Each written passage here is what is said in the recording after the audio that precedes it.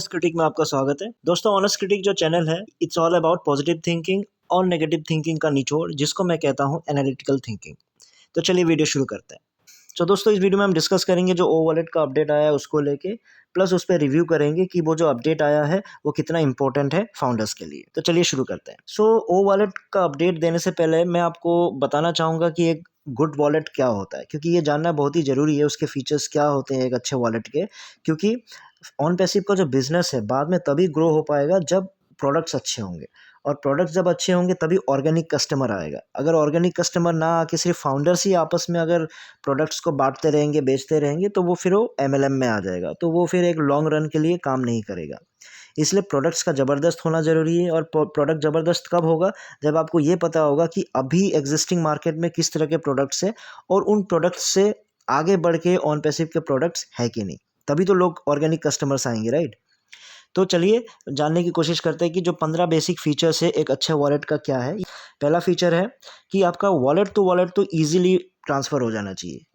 अब दूसरा है पेमेंट्स, जो बैंक पे भेजना और बैंक से फिर वॉलेट पे लाना भी बहुत ईजी होना चाहिए।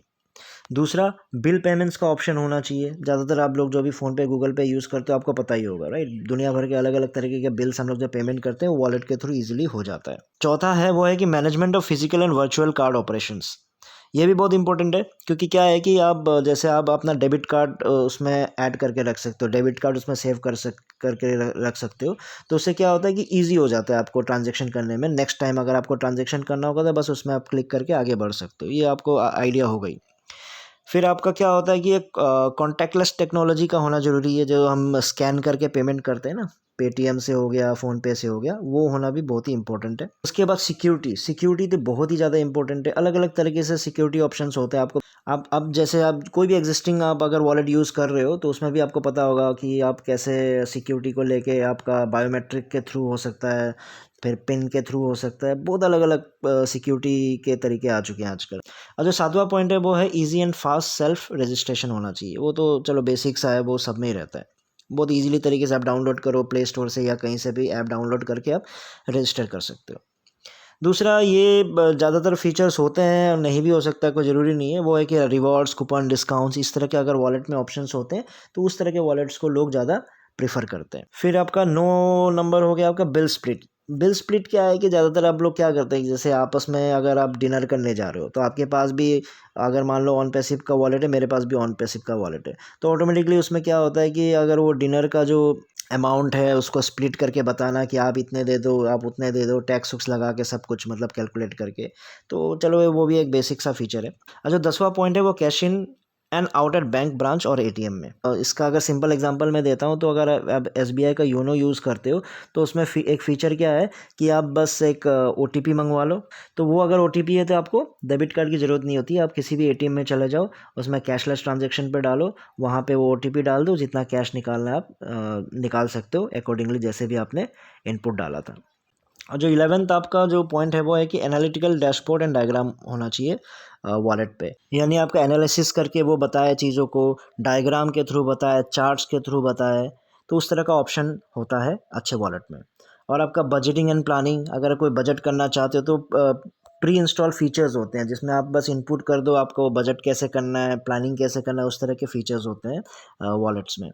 उसके बाद बैकअप फैसिलिटी बहुत इंपॉर्टेंट होता है। बैकअप अगर मान लो आप कुछ भी रहता है तो आई क्लाउड के में सिंक होना चाहिए, या फिर कुछ इंटरनल ईमेल के थ्रू सिंक होना चाहिए। इस तरह के फैसिलिटीज़ होने चाहिए।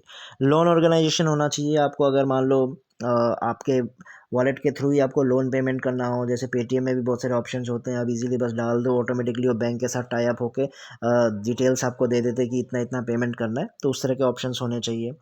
फिर आपका लास्ट में है कि चैटबॉट होना चाहिए। चैटबॉट यानी 24/7 अगर कस्टमर केयर ना हो, कोई इंसान वहाँ पे बैठा ना हो आपको हेल्प करने के लिए, चैटबॉट क्या होता है, एक सॉफ्टवेयर प्रोग्राम होता है। उस प्रोग्राम के थ्रू भी आपको हेल्प, मतलब बहुत सारे उसमें डिटेल्स ऑलरेडी होते हैं, तो कोई भी आप क्वेश्चन डालिए, कुछ भी पूछिए, उसको आपको आंसर वहाँ से दे देता है। वो कोई इंसान नहीं दे रहा होता है, एक प्रोग्राम होता है, सॉफ्टवेयर के थ्रू आपको आंसर मिल जाता है। ये 15 इंपॉर्टेंट पॉइंट्स हैं जो एक बेसिक आपका वॉलेट में तो होना ही चाहिए। चलिए ओ वॉलेट के अपडेट पे आ जाते हैं। तो पहला इंपॉर्टेंट अपडेट तो ये बता रहे हैं कि बहुत जल्द आने वाला है, चलिए वो ठीक है। अब दूसरा है जो फीचर ये बता रहे हैं, जो एडवांस फीचर है, बहुत ही ग्रेट फीचर ये बता रहे हैं कि अब आपस में जो फाउंडर्स हैं वो एक दूसरे को पैसे भेज सकते हैं।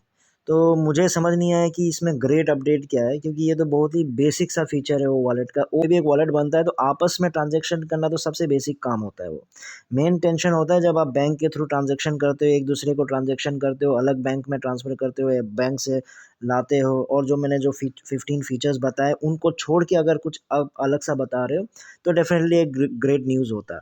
क्योंकि अगर आप सारे फीचर्स भी, वो 15 फीचर्स को भी लाके दे देते हो, एक वो बेसिक वॉलेट ही बनता है।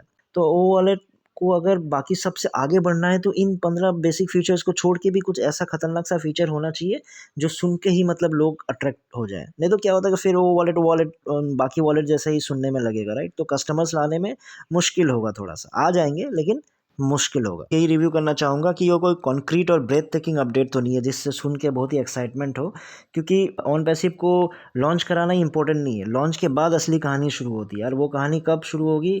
वो कहानी तब अच्छी बनेगी अगर प्रोडक्ट्स अच्छे हुए हैं तो। इस वीडियो में इतना ही था, फिर नए वीडियो में नए टॉपिक के साथ आऊँगा, तब तक के लिए टेक केयर, बाय बाय।